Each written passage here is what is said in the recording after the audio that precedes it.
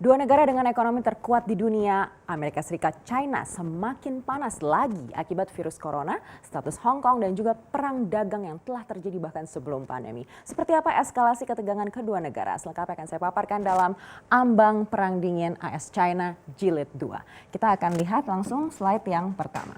Sebelum kita melihat dampak ketegangan Amerika Serikat China ini, kita akan melihat apa saja yang menjadi penyebab Perang Dingin Jilid 2 AS China. Pertama, dari sisi Amerika Serikat menilai kalau China ini menutup-nutupi fakta asal-muasal virus corona dan juga telah gagal menangani wabah sehingga pandemi ini menyebar di 200 negara. Selain itu, Amerika Serikat juga jelas tidak mendukung Undang-Undang Keamanan Nasional Beijing yang menyebabkan penangkapan 180 orang rakyat Hong Kong oleh otoritas yang berlaku. Dari sisi China, nah ini juga menilai tuntutan tersebut memimpin kritik dunia atas China dan semata-mata dilakukan Amerika Serikat untuk menyerang dan mencoreng China demi kepentingan politik Trump jelang pemilu AS 2020 di November nanti. Lalu apa efek eskalasi ini untuk kedua negara? Kita akan cek slide berikutnya.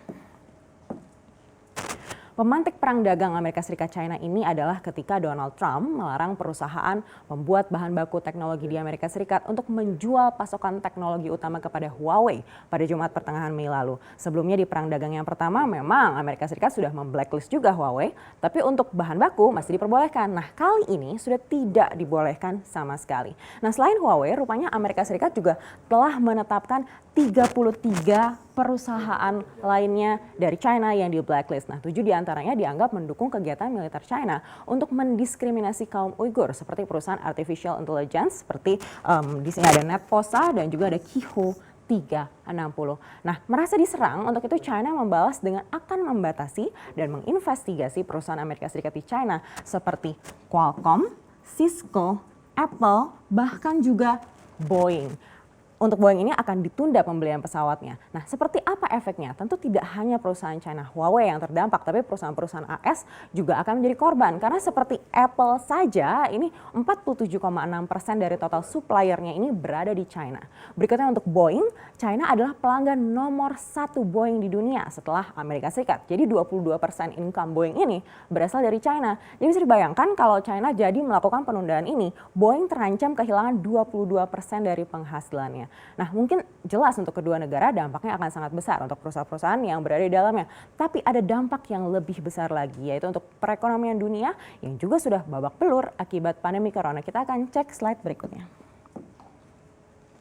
Nah, yang sudah terasa adalah bila kita lihat di mata uang terhadap dolar Amerika Serikat. Nah, ini adalah grafik indeks dolar AS. Bisa kita lihat di sini, meskipun mengalami penurunan di bulan Maret yang jatuh ini karena pandemi corona. Tapi berikutnya di bulan April dan Mei sekarang, ini dolar semakin stabil begitu. Perang dagang yang menjadi sentimen negatif ini melemahkan mata uang lainnya terhadap dolar Amerika Serikat. Termasuk juga rupiah di dalamnya kalau kita lihat chart rupiah pada hari ini. Karena investor menganggap dolar AS lebih aman dari mata uang lainnya. Padahal meskipun masih di tengah pandemi, nilai tukar rupiah itu sempat menguat lebih dari 1% pekan kemarin dan berada di level terkuat juga sejak 13 Maret lalu. Tapi karena kegalauan perang dagang jilid 2 Amerika Serikat dan China, akhirnya malah membuat rupiah malah jadi drop. Investor lebih memilih untuk memegang cash daripada instrumen lainnya dan sayangnya cash yang dipilih bukan rupiah, tapi malahan dolar AS sebagai mata uang global. Akibatnya mata uang dolar AS jadi menguat. Gubernur Bank Indonesia juga menyampaikan sebelumnya cash is the king, bukan karena fundamental Indonesia yang buruk, tapi karena kepanikan dan tekanan global yang membuat investor asing kabur dari Indonesia. Nah, selain pasar keuangan, kekhawatiran perang dagang AS China jilid 2 ini juga berpengaruh pada harga minyak mentah untuk kontrak. Kita akan cek slide berikutnya. Nah, kita lihat di grafik ini meskipun hari ini sudah membaik, tapi kalau kita lihat ini ada penurunan yang jelas di awal pekan ini begitu. Harga minyak mentah kontrak awal pekan ini melemah dipicu karena ketegangan Beijing dan Washington. Senin kemarin harga minyak Brent turun lebih dari 1,25% di pagi hari. Di saat yang sama WTI juga ambles sampai 1,98%. Padahal sebelumnya harga minyak susah payah untuk naik karena efek permintaan minyak yang juga sudah ambles di sini karena pandemi corona. Dan bisa dibilang juga memasuki bulan Mei seiring dengan adanya pemangkasan produksi oleh Arab, Rusia dan koleganya dalam OPEC Plus 9,7 juta barel per hari, harga si emas hitam ini sudah mulai rally. Namun setelah kekhawatiran perang dagang antara AS dan China ini kembali mencuat dan dipicu juga karena China memutuskan untuk tidak mempublikasikan target pertumbuhan tahunan negaranya. Nah, ini akhirnya membuat harga minyak kembali melorot. Nah, selain itu juga lembaga konsultan energi global juga menilai rally yang terjadi ini sudah terlalu cepat dan juga berpotensi semakin menekan harga minyak dunia.